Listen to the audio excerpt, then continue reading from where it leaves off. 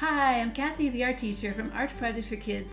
Today's art video is about how to make a collage like the quilts from a small town in Alabama called Gee's Bend. Women there have been making them for generations and they're really good at it. Let me tell you a little more about them.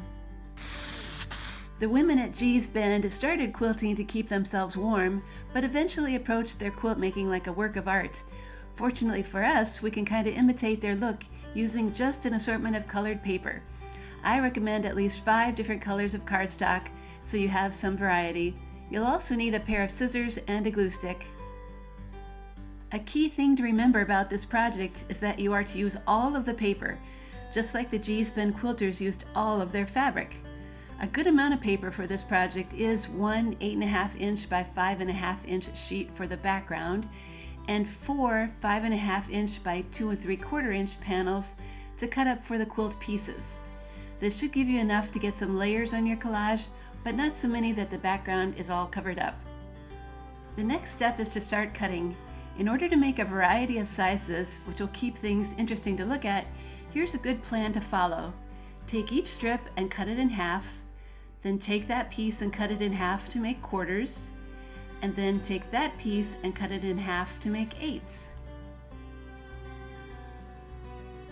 Repeat this step for all of your strips. Keep in mind the cuts don't have to be perfectly square. In fact, slightly crooked ones will look even more like an old handmade quilt. So that's a pretty good start to make a variety of sizes, but it would be nice to have some really small squares too. To make those, take a 1/8 size piece, cut it once to make a 1/16, and once again to make a couple of 1/32 size squares.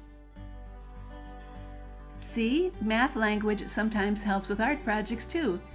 Do these cuts to all 4 strips and then you'll really have a lot of sizes for your collage. And now to assemble your quilt collage. Start with one of the largest sizes of rectangles, add some glue, and decide where you want to place it. It's nice to leave a little border around the edge so the background color will always show too. Continue to glue and place these large rectangles on your paper.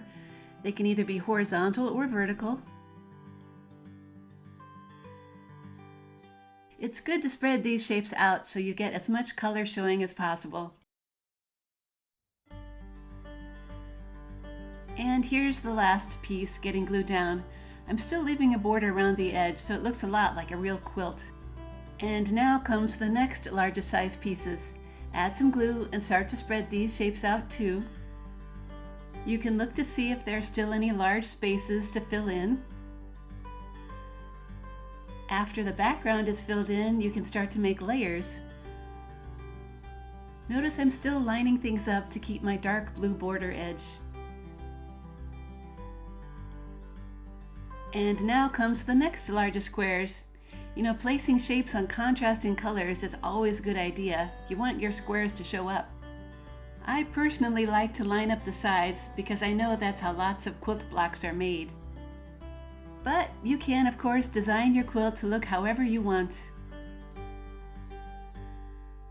You know, that does include even more cutting and gluing if you want. I'm just keeping my quilt kind of basic so you can see the process. Now it's time to place the next to the last size pieces. Add glue and look for larger spaces to fill in. Try to spread these shapes out in a way that seems balanced and looks nice. Look for larger spaces that you can fill. Spreading out colors might help you decide where to put things too. And now we're getting near the end and should be left with just a collection of the very smallest pieces. Glue them down on contrasting colors so they show up really well. If you try to fill empty spaces, that should create a nice composition.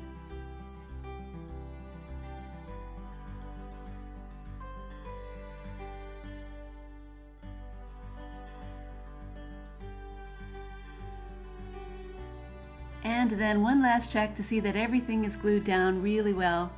Lucky for us, there isn't anything to clean up, as all the paper pieces have been used. That's just like what the Gee's Bend quilt makers did as they learned not to waste anything. Finally, here are a couple more examples of how a collage might look when starting with a different background.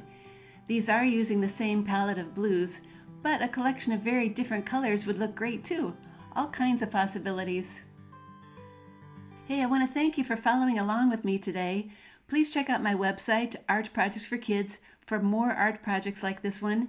You'll find how to make a collage like Kandinsky and how to make a collage like Matisse. I'll see you next time, and I hope you keep on making art.